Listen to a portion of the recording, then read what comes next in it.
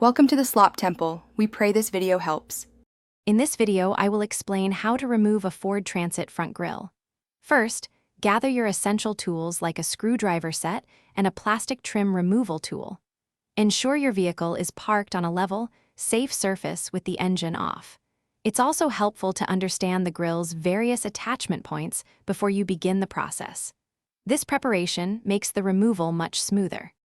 Now, open the hood of your Ford Transit. You'll find several fasteners along the top edge of the grille. Carefully remove any visible screws using the appropriate screwdriver. For plastic clips or retainers, use your trim removal tool to gently pry them out.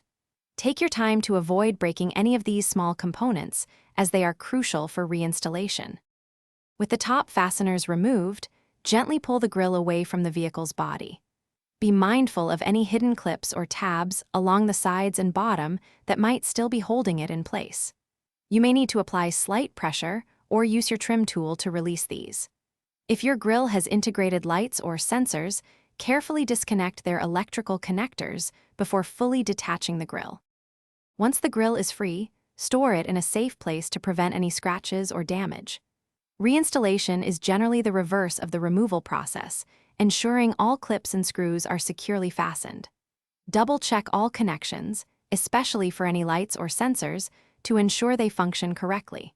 For more great tips on managing your finances and building wealth, check the description below for a link to a fantastic book and other helpful deals. Thanks for watching. Consider subscribing if we helped you.